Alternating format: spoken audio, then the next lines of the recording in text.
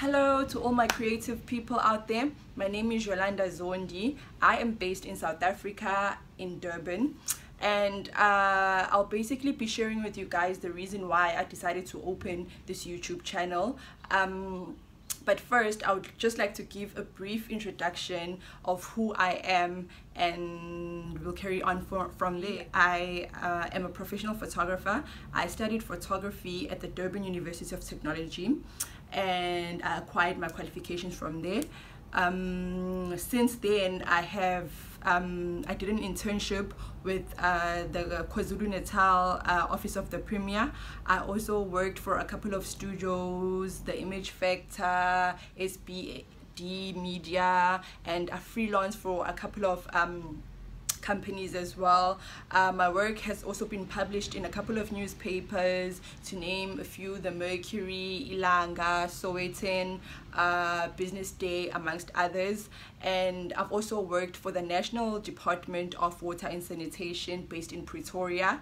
I've traveled, I can say, pretty much all over South Africa, although I haven't been to all the cities in South Africa, but I've pretty much been to all the provinces and visited a couple of cities here and there. And basically my kind of photography has been political photojournalism. Basically just working with the communities, working with government and so on. But I do, in my spare time, do different genres of photography as well. I do weddings, traditional events, and modeling portfolios, amongst others. So the reason why I decided to start this YouTube channel is that I don't know whether this is a situation that I'm only facing here in Durban, or other people face the same situations in nationally or even in the whole world. In terms of amongst female photographers, I feel like there's that lack of mentorship, as in, like, you do study photography, you get your qualifications, and then after that, what?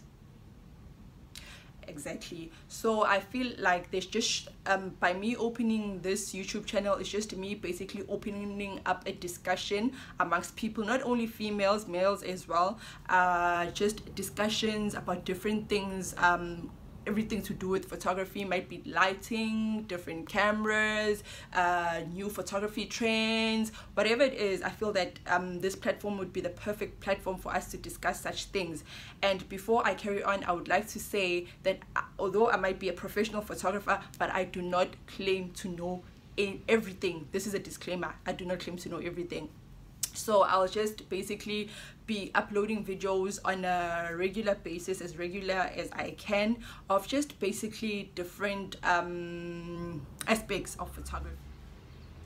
Basically, this YouTube channel is dedicated to discussing and sharing tips for photographers, maybe professional photographers, aspiring photographers, amateur photographers, or people basically who love photography as a hobby, creative people. So you are welcome to leave constructive criticism if you want to. You're also welcome to comment, and if you have any videos that you would like for me to do, and I'd be willing to help. And as I said before, I do not claim to know everything. So if you guys have any questions, if I don't know, I'll refer to my fellow photographers, and I'll basically just trying to give you appropriate information at all times. So I'll basically be sharing live photo shoots with you guys. I'll be sharing editing tips with you guys. I'll be sharing different genres of photography, camera setting, lighting, location shoots, studio shoots, yes, and so much more. So please stay tuned. Okay, so now I would like to give you a short introduction to photography. So you might be asking yourself, what really is photography? Well, photography is a mixture of technology, arts, and a little bit of science. I can say that it is the process of recording visual images, pictures, by capturing light rays on a light sensitive recording medium or a digital film. That's basically the introduction of photography. And the first camera made was called or named camera obscura, meaning dark room. Basically that is what obscura means. It means dark room. No one is really sure to who actually invented photography and when, but I can just give you a brief description towards that. Is that in the 1800s there were these three men who at different times tried obviously to invent cameras leading up to what we have now. Obviously they started with the camera obscura, which is literally just a pinhole with a box. The names are Joseph Nicepo, as if I'm pronouncing them right, and Heinrich Charles and Thomas Wedgwood. That was in the 1800s.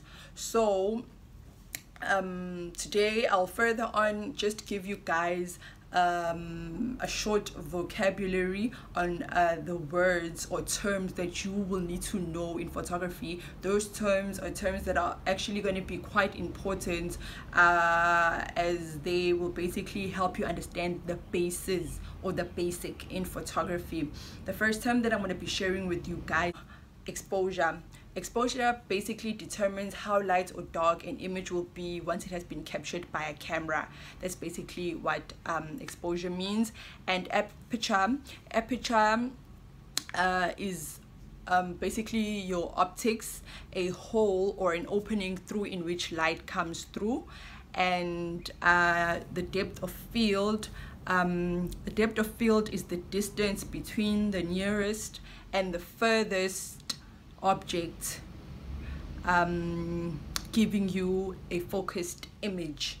That is what your depth of field is. And a camera, well, a camera is a device for recording digital images for a photographer or a person who's aspiring to be a photographer. A lens is an optical glass which is used in conjunction with the camera to produce an image. And then you have composition. When it comes to composition, you're gonna have to know the rule of thirds. Your rule of thirds is very important, but there are nine major rules to composition. First, number one, you must fill in the frame. That is basically how you crop your image, whether you want your object or subject to be bullseye, meaning basically more or less where I am right now while I'm shooting this video. I'm basically right in the middle and I have space in either side, so I can say that's a bullseye. You don't cut limbs. You do not cut people's limbs when you are taking a photograph. When you're taking a photograph, basically you have to be able to frame. So let me just give you an example with this video. As I'm sitting here, this would be a portrait. This would be a portrait of me. So you must know when to cut. I can say basically it's better to crop by the joints. Don't cut limbs. Like for example, if you trying to take a portrait, it's either you cut it off here, this is a joint, or you cut it off here, that is a joint. But it wouldn't look appropriate if you just cut the person midway, or you basically crop a picture here midway, unless obviously that's the concept that you're going for, or you're doing abstract photography. Then, you know, I mean, photography is creativity, so yeah. And you must also use your frames, because sometimes you'll have different frames in the surrounding that you are in, so you must also be able to use that. You must also know your different angle of views. You will have, there are different angles of view. You have your worm's eye view, which is basically look from below looking up, and you have your basically bird's eye view, which is from above looking down, and you just have your normal eye view, which is this. So yeah, you have different eye views, and you must make the most of the leading lines, shapes, textures and colors of your objects or subjects. So you must always make the most of that. Obviously that determines your creativity, whether you're spontaneous in imagery and all of that. and you must also be able to simplify, know your focus point, that is your depth of field, your foreground, your midground, and your background. Foreground, midground, and background. That is the order in which they normally go. Whether you want your objects or subjects to be focused in the foreground, your midground, or your background. And you must also look for symmetrical patterns or lines as well, because that can help you with your creativity. So I've also decided that I've created a system in which is going to assist me and you guys. I've decided that I'm going to use the alphabetical order, obviously from A to Z. And before the end of my videos, I will just try and share a genre of photography with you guys, beginning with the letter of the alphabet that we're going to be using for that episode. So obviously we're going to start from A and work our way towards Z. But should it happen that for a certain alphabet there is no genre of photography, obviously we'll have to skip that one and move on to the next alphabet. Like for example today, because it's my first video ever, I'm going to start with A for abstract photography. What is abstract photography? The definition of abstract photography. Well, abstract photography is non-objective, it's experimental, it is thinking outside the box, it is your creativity, it is conceptual, it is solid photography, and it depicts a feeling or an emotion, or it can even be emotionless. Basically, that is my meaning of abstract photography. And I'll